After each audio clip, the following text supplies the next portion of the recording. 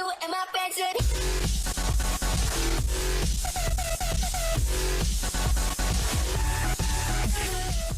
Hey guys, pra quem ainda não me conhece, eu sou Alec Oz.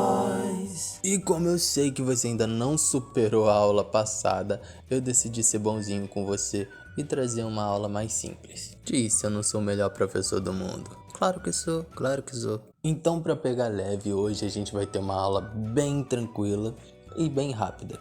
Então, acompanhe essa ilustração aí, que hoje nós vamos falar sobre contraste. O que é o contraste? Imagina você, numa tarde de domingo, andando serelepe pela rua e você passa por um poste, 2 postes, 3 postes.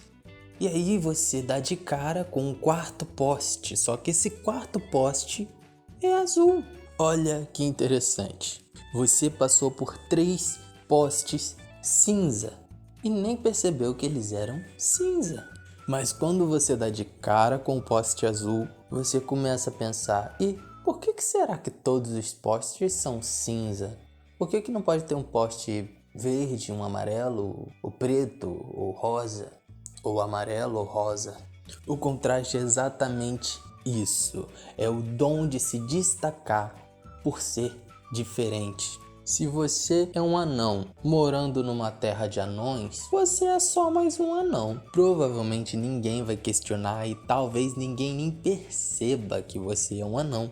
Afinal de contas, para todo lado que se olha, tem anão. Agora, se você for um anão em terra de gigantes, com certeza todo mundo vai comentar sobre a sua altura, porque ela se destaca por ser diferente. E por que isso é importante no desenho? O contraste em um desenho, ele evita uma coisa chamada poluição visual. Quando o desenho não tem contraste, parece que tá tudo jogado no mesmo plano, sem cor, sem destaque, e vira uma sopa, ninguém sabe para onde olhar. Por isso que muita gente aconselha desenhar olhos vibrantes, olhos que se destacam, para que as pessoas possam olhar para algum lugar. Quando você faz um desenho, você precisa direcionar a visão das pessoas. Não estou dizendo que você precisa fazer um olho muito bonito e o resto da cara toda bagunçada, toda desleixada, fazer de qualquer jeito, porque o destaque está no olho. Não estou dizendo isso. Mas você precisa destacar o que é prioridade em um desenho. E a melhor técnica de destaque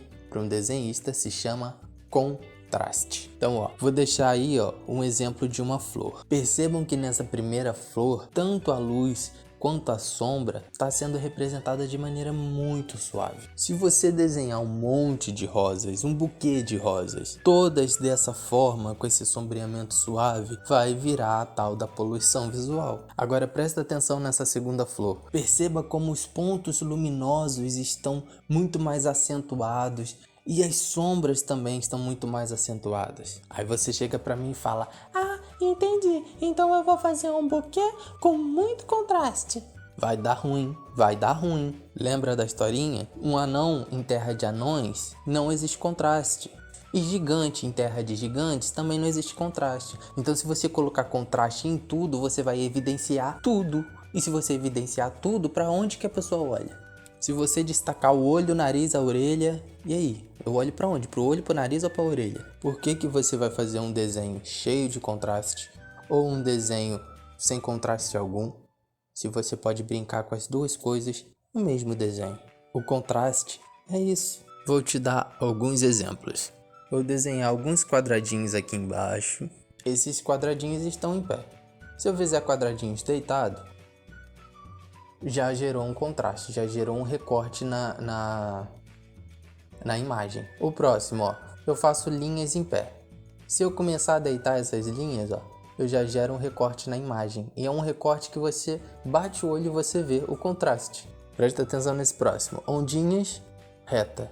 Ondinhas, reta. E o mais cafona de todos, o branco contrastando com o preto. Percebe? Só de você bater o olho e ter uma linha indo em direção contrária das outras linhas, você já percebe a diferença. E isso são artifícios que você pode usar. Brincar com os opostos pode ser uma arma bem ousada.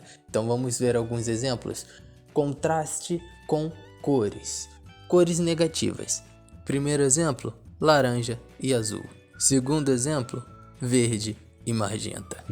Colocar cores opostas, cores negativas, dentro da sua paleta de cores é uma coisa fantástica. Vou dar um exemplo bom disso. O Duende Verde do Homem-Aranha. O uniforme dele é verde e magenta. A gente também pode brincar com temperaturas opostas, cores quentes e cores frias. Então a gente pode partir do azul, que é uma cor extremamente fria, e o magenta, que é uma cor extremamente quente.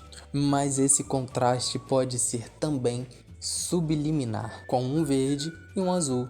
Isso é muito interessante para momentos em que uma mulher com uma blusa marrom, uma jaqueta de couro marrom, ela está encostada numa árvore, no tronco de uma árvore que também é marrom. Como é que eu faço para o tom marrom da jaqueta não se juntar com o tom marrom do tronco da árvore e não virar uma sopa, não acontecer a tal da poluição visual? Simples, eu posso dar um tom para a árvore, um tom mais azulado, até porque como a árvore está no fundo, a gente termina usando o azul não só como contraste, como ferramenta de contraste, mas também como ferramenta de sombreamento. E na jaqueta a gente faz um marrom um pouco mais avermelhado, um pouco mais quente, e a gente consegue gerar um contraste entre essas duas cores. Isso também serve de exemplo para o próximo tópico, que é a saturação. Eu saturei o marrom da blusa e tirei um pouco da saturação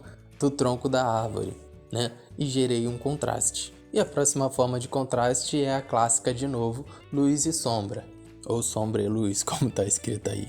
Que é o que acontece, por exemplo, no uniforme do Batman.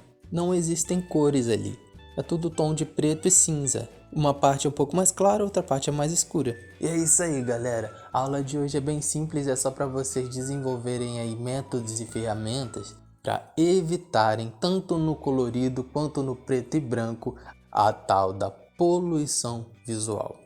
Alguma coisa no seu desenho precisa ser prioridade e você precisa saber destacar essa prioridade.